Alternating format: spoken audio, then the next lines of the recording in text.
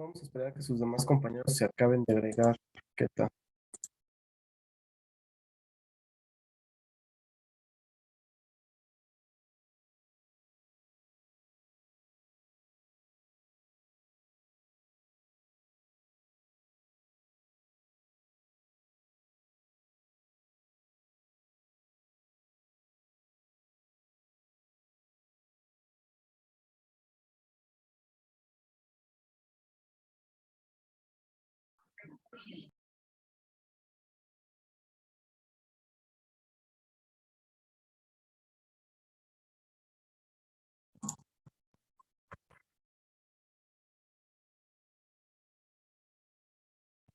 Vamos a esperar un minutito más a ver si se acaban de agregar sus otros compañeros, chicas.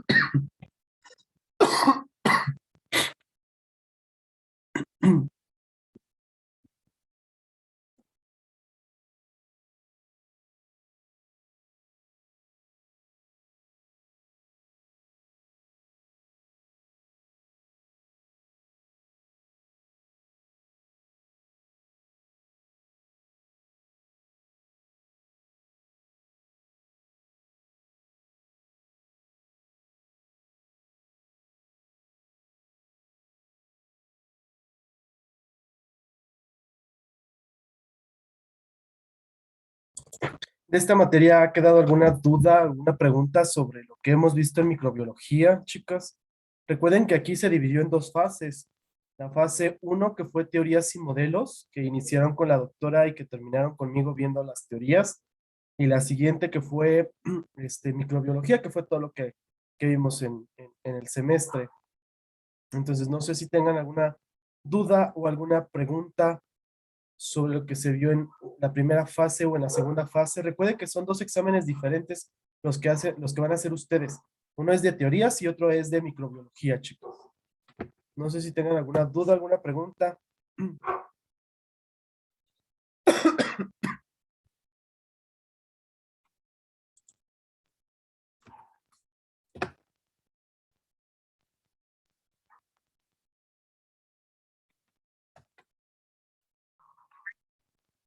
Ninguna. Perfecto. Muy bien. Keta y Adolfo, no recibí sus exposiciones de la enfermedad que les encargué. ¿Qué pasó? Solamente recibí la de Ana Cecilia y acabo de recibir la de Mode. Son las únicas que acabo de recibir.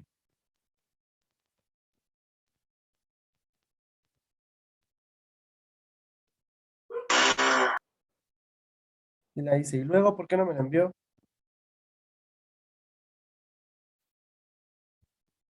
No tiene problemas.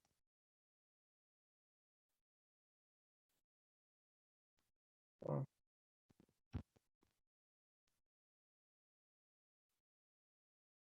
mm, para checarlo.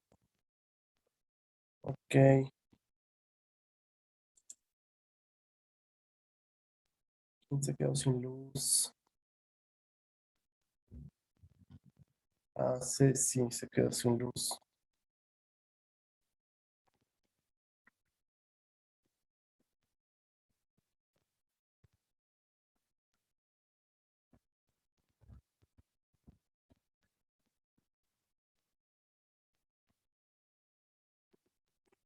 Ok.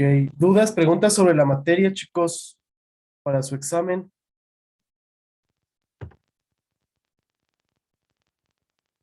Ninguna.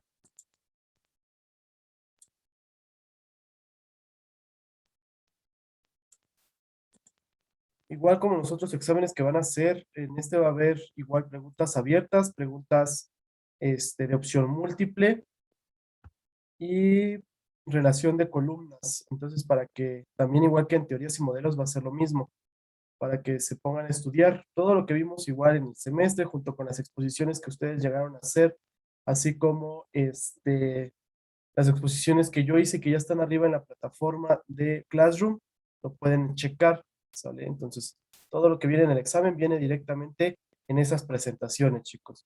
Recuerden que de estas materias, pues sus exámenes de microbiología y de teorías y modelos que fueron en fase uno y fase 2 van a ser también para el 21 de agosto. La de microbiología lo tienen después del receso de 10:30 a 11:30 y la de teorías y modelos de 11:30 a 1 de la tarde. Pues tienen 1 hora y media para contestar sus preguntas bueno, cada uno de los exámenes, ¿sale? Entonces, para que se pongan a estudiar, recuerden que ustedes tienen la mayor parte de las asignaturas conmigo, entonces prácticamente pues es lo que van a estar teniendo este, de exámenes, entonces para que se pongan a estudiar. Seguros que no hay dudas, me pregunta chicos sobre las materias. Profe, yo ya chequé lo de mi expo y Ok, yo no la envié porque nada más la envió Karina. Yo pensé que con que la enviara uno del equipo y ya a la hora de exponer. pero no le dejé alguna enfermedad. Yo recuerdo que les Mm, dejamos una enfermedad. mm, Bueno, y mm. Adolfo, usted su enfermedad que le tocó, ¿por qué no me la mandó? Pues no la hice, profesor. ¿Y eso por qué? Se me olvidó, la verdad. Miren, válgame Dios. Bueno, déjenme abrir la que tengo acá. Es que no la descargo. Bueno, vamos a ver la enfermedad que nos mandó Mode, que es la de virus de la influenza. Entonces déjenme abrir su exposición para que la podamos ver.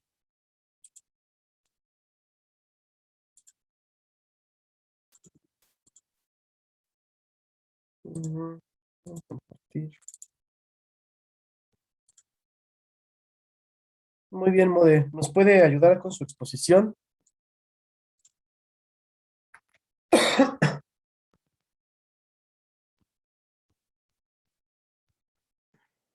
Nos dice que la influenza, también conocida como gripe, es una enfermedad respiratoria contagiosa provocada por el virus de la influenza.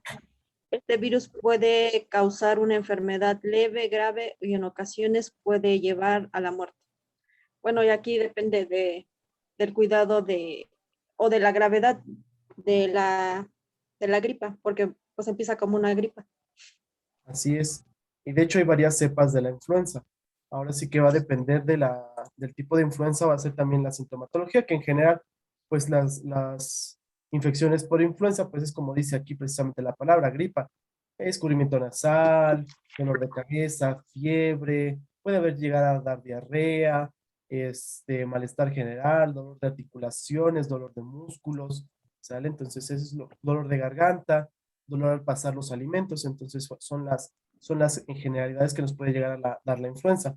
La pandemia que hubo en el 2009 de la influenza, pues también causó varios revueltos y inició precisamente aquí en México. Que bueno, de aquí sí se consiguió precisamente la vacuna de la influenza lo más rápido posible y pues hoy en día pues nos tenemos que inmunizar año con año en el tiempo de frío contra la influenza. También esta vacuna, digo, nos tenemos que vacunar año con año porque recuerden que se va haciendo recombinaciones con las cepas que se van anexando. Entonces van cambiando precisamente esta vacuna. Muy bien, Mode. Continuamos. Dice, ¿qué es el virus de la influenza? Los virus de influenza pertenecen a la familia de Orthomyxoviridae. Se conocen tres tipos de influenza A, B e influenza C, siendo el primero el más importante como causa de enfermedades. La infección es causada por el virus de influenza A. A este siempre está en la mira de los sistemas de salud por la habilidad que tienen estos virus de realizar cambios en su estructura y evadir el sistema inmune del hospedero a las vacunas y a los antivirales. Aquí nos dice que, por ejemplo, hay hay varios tipos de virus de la gripe estacional de la influenza, que es A, B, C y D, los cuales son estacionales, pero aquí el que más nos afecta es la influenza A, que es dentro de ellas está la H1N1 y la H3N2, que son las que más afectan al ser humano, y que es la porcina, que es la que más nos afecta a nosotros. Y dependiendo el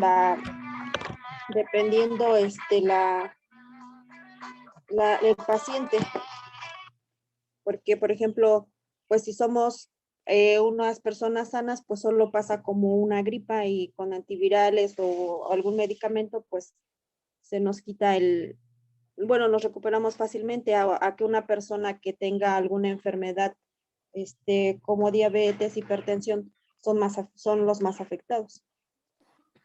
Así es. Entonces, la influenza que más nos ataca es la influenza A, y de hecho la que tuvo auge en el 2009, pues fue la AH1N1, que fue la que nos causó precisamente la pandemia en ese momento. De hecho, esa influenza se encuentra dentro de la vacuna de influenza que anualmente se nos va poniendo. El detalle de este tipo de virus es el factor de mutabilidad que tiene, así como el COVID, que hoy lo tenemos que muta y que tenemos diferentes cepas, lo mismo pasa con la influenza. Va a depender también del hospedero, como nos acaba de mencionar Mode, y también va a depender del hospedero, el cual va a dar también la sintomatología. Hay pacientes en los cuales no da precisamente sintomatología así tan grande, y hay otros que sí. Va a depender precisamente de si tenemos obesidad, hipertensión, diabetes, o alguna enfermedad con inmunocompromiso que nos pueda dar precisamente la influenza en su mayor apogeo, ¿sale? Y que podemos llegar a tener pues precisamente hasta hospitalizaciones por la influenza estacional, porque prácticamente, digo, durante todo el año hay influenza, pero las etapas en las que hay mayor revuelto de la influenza, pues son las etapas de invierno, otoño-invierno, que es precisamente donde empieza en octubre, noviembre, la vacunación de influenza y acaba hasta el mes de marzo. Entonces, aquí lo importante también es que los antirretrovirales pues nos ayudan a controlar la infección. No siempre se utilizan los antirretrovirales para la infección de una influenza, porque a veces solamente se utilizan medicamentos como paracetamol, clorfenamida, loratadina para aminorar la sintomatología, y con eso va disminuyendo precisamente la infección. Y el pequeño detalle de la influenza, pues que el contagio es por las gotitas de flush.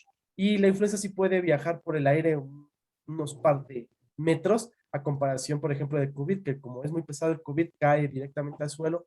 Por eso la sana distancia de 1,5 metros, a comparación de la influenza sí llega a volar y sí nos podemos contagiar de un lado hacia otro. ¿Sale? Muy bien. Continuamos, Mode. Síntomas. Nos dice que algunos síntomas, al comienzo la influenza quizás parezca un resfriado común con nariz que gotea, estornudos y dolor de garganta, pero los resfriados generalmente se presentan lentamente, mientras que la influenza tiende a aparecer de súbito, y aunque un resfriado puede ser una molestia, generalmente te sientes mucho peor con la influenza. Algunos síntomas frecuentes de la influenza son fiebre, dolor de músculos, escalofríos y sudoración, dolor de cabeza, tos persistente o seca, falta de aire al respirar, cansancio y debilidad, nariz congestionada o goteo, dolor de garganta, dolor de ojos, vómitos y diarrea, pero esto es más común en niños que en adultos. O, bueno, los síntomas igual pueden variar, algunos, como les comentaba un rato, pues depende de nuestro organismo. Si estamos sanos, pues puede pasar como una simple gripa, pero si no, pues puede ser más fuerte. Así es. Entonces, bueno, no sé si han dado cuenta que casi los mismos síntomas que nosotros vemos aquí, pues son los que dan COVID, ¿verdad? Entonces, bueno, en la etapa invernal, cuando pasó precisamente el diagnóstico diferencial, pues de un COVID tenía que ser influenza, ¿sale? Aunque también estos mismos que estamos viendo, cuando vimos en epidemiología, dengue, son casi los mismos, son los síntomas como COVID. Entonces había que distinguir precisamente, hacer un diagnóstico diferencial de este tipo de sintomatología. Después, bueno, si no hacemos un diagnóstico concluyente y nada más la sospecha, pues hacemos pruebas. La influenza también se hacen pruebas como las del COVID más o menos, con PCR para descubrir si es influenza o no. También se hacen exudados y pues se llevan a cabo en laboratorio para ver precisamente el diagnóstico concluyente, para ver si es influenza, si es COVID o si es algún otro bicho que nos esté causando precisamente esta parte. Dependiendo, por ejemplo, la influenza B, la influenza C son síntomas pues leves y comúnmente se retiran. A comparación, como ahorita nos acaba de decir Mode, la influenza es súbita, así como se tienen los síntomas, súbitamente se presentan y son muy grandes. Sale sobre todo lo que es la fiebre, los escalofríos, la sensación precisamente de sudoración, el dolor de cabeza, la tos que es seca, muy persistente, que crea accesos de tos. Es decir, que están tosiendo y se ahogan precisamente por lo mismo.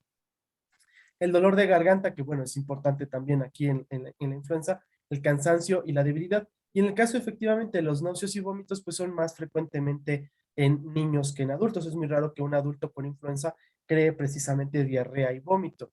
De ahí podemos hacer el diagnóstico diferencial en COVID, porque COVID sí crea diarreas, pero comúnmente es en general, niños y adultos, no discrimina ahí la diarrea nada más en niños, sale a comparación, por ejemplo, de la influenza. Sin embargo, pues en COVID pues son síntomas ahí en específicos porque puede o no puede haber. No siempre se presenta la misma sintomatología en COVID. A comparación de la influenza tiene todos los que estamos viendo aquí en pantalla, como nos los puso Mode, todos esos los tiene, ¿sale? Entonces no hay paciente que no tenga o ni tos, ni dolor de garganta, ni escalofríos, ni fiebre, todos lo tienen. Y se puede llegar a complicar de una infección que quede en este aparato respiratorio superior, puede bajar a aparato respiratorio inferior. Muy bien, Mode. Continuamos. Dice, ¿cómo puedo contagiarme? Puedes contagiarte si estás en contacto directo con personas enfermas de influenza.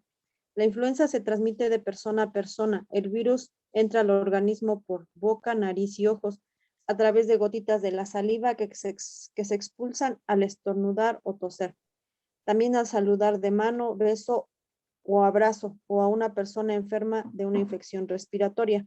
Además, puedes contagiarte al contacto con superficies previamente contaminadas por gotitas de saliva de una persona enferma de influenza, como mesas, teclados de computadora, artículos deportivos, manijas, barandales, teléfonos, pañuelos desechables y telas. Pues lo mismo que está pasando ahorita, pues que podemos tener el contagio por estornudar, toser y contaminar el lugar en donde estamos. Así es.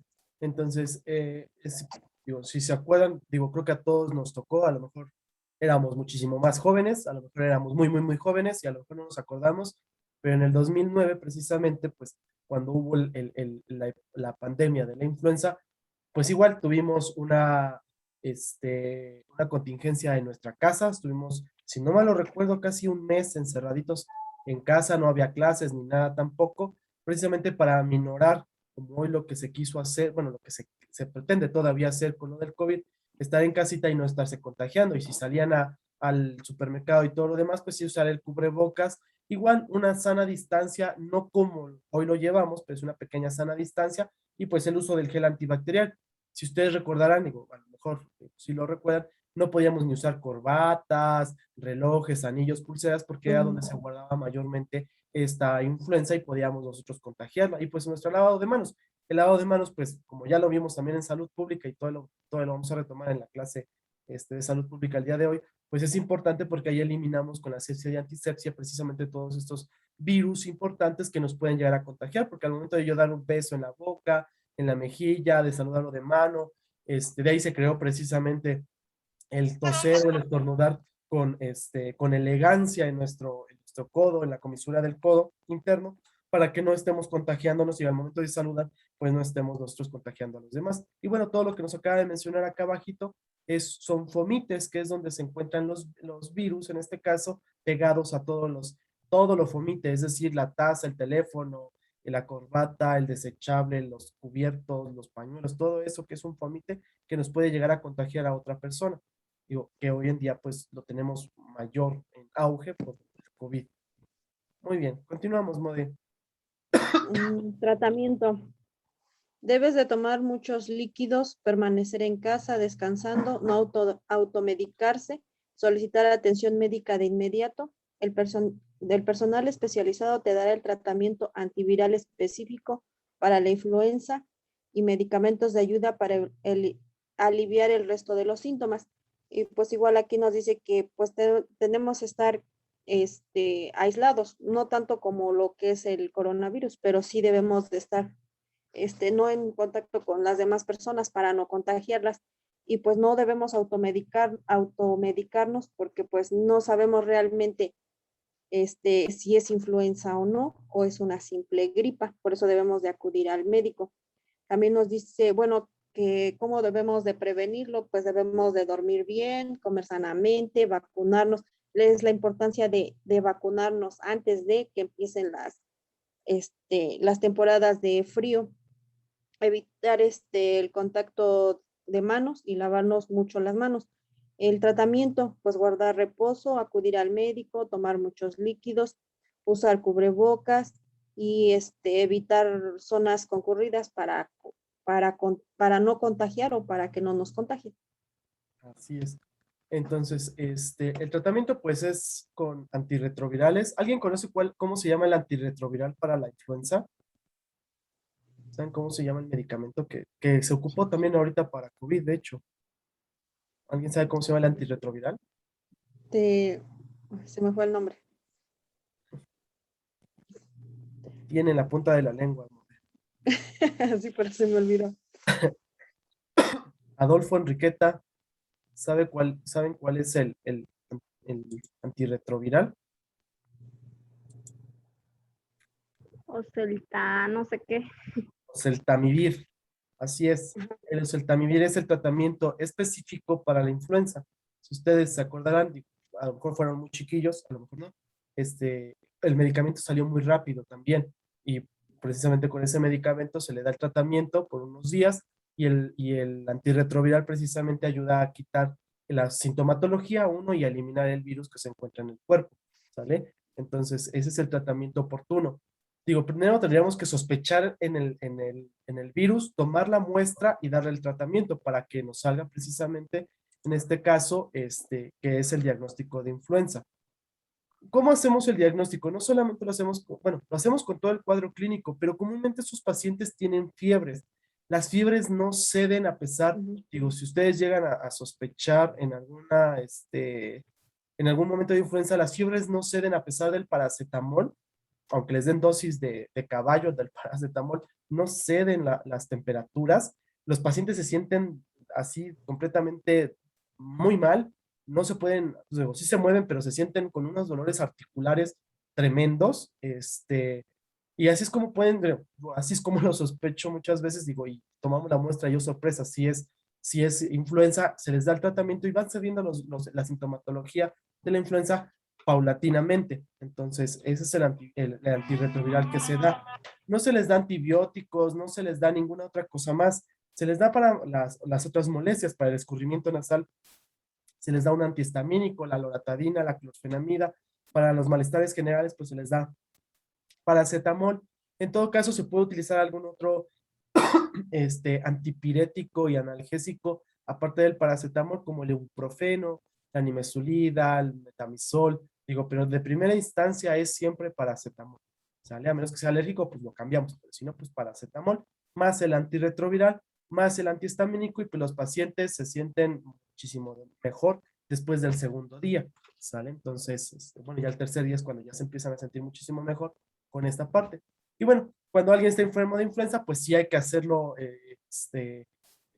bueno, en casa, pues sí habría que tenerlo, no aislado completamente, porque él puede usar el cubrebocas y listo, ya no hay contagio, pero y su lavado de manos. Pero en el caso de que la influenza sea más grave, como una neumonía por influenza, porque sí hay neumonías por influenza, pues el paciente tiene que estar aislado completamente y hospitalizado, ¿sale? Hay neumonías no tan graves que pueden estar en casita, pero hay neumonías ya muy graves que pueden llegar a ser también entubados en hospital y que tienen que tener pues un mecanismo de ventilatorio de ayuda. Entonces puede haber también esa parte. Muy bien, Mode. Continuamos y ya creo Dice, que la ¿cómo protegerme de la influenza? La principal protección pues es vacunarnos o sí, vacunarnos, evitar cambios bruscos de temperatura y corrientes de aire, abrigarse bien, utilizar gorro, guantes, bufanda, todo que cubra nariz y boca. consumir muchas frutas, verduras, sobre todo las amarillas, las verdes, para sentirse mejor y mejorar las defensas de nuestro cuerpo. Se puede evitar tener contacto con personas que tengan enfermedades respiratorias y si tiene síntomas de influenza, no automedicarse y consultar al médico. Así es, entonces es como nosotros protegernos. Obviamente la vacunación año con año, pues tenemos que ponérnoslas. No sé si a ustedes les tocó la primera vacunación en el 2009, 2010 de la influenza. Si se la pusieron, las primeras vacunas pues sí causaban unos efectos adversos como si tuvieran influenza realmente. Y duraba bastantes días, eran tos, fiebres, malestares generales importantes que nos llegaban a causar precisamente la vacunación contra influenza. Posteriormente, ya con las nuevas formaciones de vacuna, pues ya son los síntomas son muy leves posterior a la colocación y a veces ya ni hay síntomas posterior a la colocación de la influenza. Es importante que toda la población se debe de vacunar contra influenza, sobre todo los adultos mayores y los niños menores de 5 años, porque tienden a tener mayor complicaciones este tipo de pacientes si les da o les llega a dar influenza. Entonces es bien importante la vacunación, ¿sale? Y bueno, abrigarse en meses de frío, consumir alimentos pues calientitos, tibios, vitamina C. Entonces eso es lo que debemos de hacer cada vez que vaya a ser el periodo pues invernal, ¿sale? Entonces eso es lo que tendríamos que hacer nosotros. ¿Dudas, preguntas con la influenza, chicos?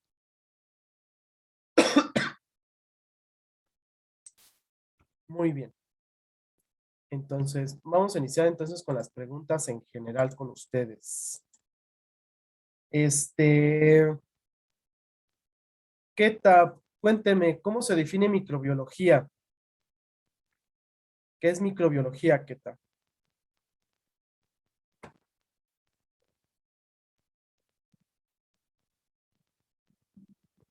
Pues es una ciencia que Ajá. estudia, como lo dice, los microorganismos. En esta pues pueden estar los hongos, las bacterias, parásitos. Creo que igual pueden ser los virus, bueno, agentes, ¿no? Como virus, viroides. Bueno, creo que eso es la microbiología. Ok. Recuerden que la microbiología, pues efectivamente es una ciencia, va a ser especializada y se va a ocupar del estudio y el análisis de todos los microorganismos, precisamente por eso es microbiología, de todos los microorganismos en cuanto a su estructura, su fisiología, su hábitat, su patogenicidad en todo caso. Eso es lo que va a estudiar la microbiología, ¿sale? Esa es la definición propia de microbiología. Recuerden que dentro de la microbiología existen ramas. Ya no les mencionó algunas precisamente Keta. Adolfo, ¿qué ramas existen dentro de la microbiología?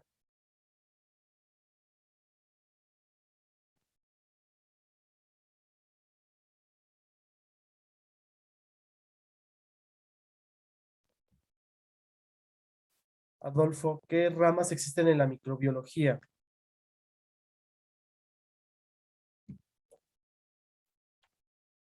Eh, la bacteriología, ficología, Ah, micología y parasitología. muy bien. Te faltó una nada más. Efectivamente, está la bacteriología que estudia las bacterias, la micología que estudia los hongos, la virología que estudia los virus, la parasitología que estudia todos los parásitos y la inmunología, ¿sale? La inmunología que es el sistema inmune que tiene pues el huésped que va a albergar precisamente todos los otros bichos que acabamos de decir. Recuerden que la parasitología no va dentro tanto de la microbiología, de hecho es una ciencia aparte. Sin embargo, para métodos de estudio en general dentro de la salud, la incluimos dentro de la microbiología. Recuerden que los parásitos pueden ser pequeños, microscópicos, como las amibas, o macroscópicos, como las Ascaris lumbricoides, es decir, las lombrices, o la Taenia saginata. Entonces va a depender, por eso es separada, ¿sale? A la microbiología, pero aún así está dentro de los estudios que hacemos. Muy bien, Adolfo. Casi la tenía completa, nada más le faltó una. Muy bien. ¿Alguien me puede decir cuál es la diferencia entre una célula eucariótica y una procariótica? porque de ahí precisamente cuando estábamos viendo las bacterias dijimos que las bacterias son organismos procarióticos. Entonces, ¿cuál es la diferencia entre una célula eucariótica y una procariótica? Mode. Cari, ¿usted ya puede encender su micrófono o todavía no? Mode, ¿cuál es la diferencia entre procariótica y eucariótica? Está bien sencilla la respuesta, chicos.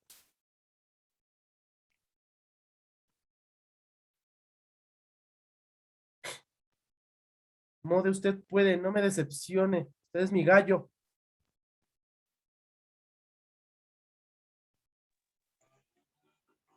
¿No? Adolfo, ¿usted se la sabe? ¿Cuál es la diferencia? Queta. Las eucariotas tienen el núcleo, ¿no? Unido a la membrana. Las procariotas, pues no. Ok. Muy bien. Efectivamente, Queta. Las eucarióticas, que son nuestras células que nosotros tenemos, su ADN se encuentra en el núcleo, ¿sale? Mientras que las procarióticas, su ADN se encuentra en el citoplasma porque no están dentro de una membrana, es decir, dentro de un núcleo. Esa es la diferencia, ¿sale? Entonces, para que se acuerden en esa precisamente diferencia entre uno y otro. Muy bien. Adolfo, ¿cuáles son las características en general de las bacterias? Así hábleme rápidamente de las bacterias como hablamos en la clase. En general, dígame qué características tienen las bacterias.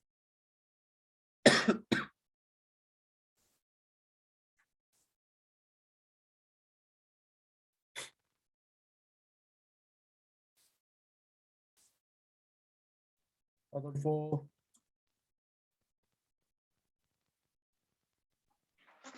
Es verdad. Que igual que las células eucariotas poseen citoplasmas y ribosomas y una membrana plasmática. Ajá. Y las células eucariotas incluyen el ADN circular del nucleoide y la falta de orgánulos unidos de la membrana. Ok, bien, eso fue la diferencia de la pregunta anterior. Yo le pregunté ahora las características importantes de de las bacterias. Bueno, se los voy a decir rápido. Recuerden que pues, las bacterias son unicelulares, a comparación de otros seres, son unicelulares, ¿sale? Son procarióticos. Recuerden que hacen su división, es una división, bueno, para su reproducción es una reproducción asexual y es en fisión binaria, ¿sale? Se dividen así, como si fuera la mitosis, se dividen en dos precisamente. Recuerden que se pueden dividir en cocos, bacilos, espiroquetas, espirilos, ¿sale? Tienen la capacidad de visualizarse en el microscopio gracias a una tinción que se creó con la tinción de John Graham, ¿sale? Que es la tinción de Gram. Recuerden que ahí va a depender lo que tienen sus membranas que se van a pintar precisamente con esa tinción, la tinción de Gram, ¿sale?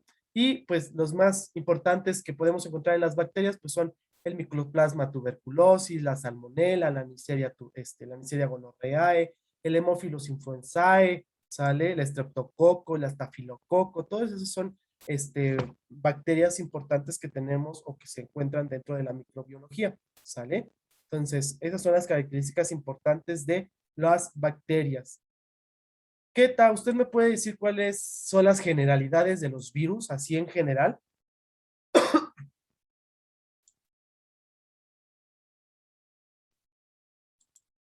Así en general, ¿qué me puede hablar de los virus, Keta?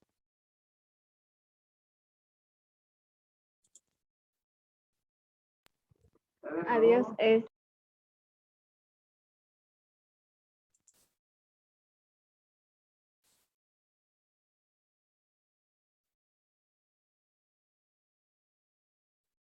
No creo que su internet, Cari. Bueno, chicos, estudien, por favor, estudien bastante bien.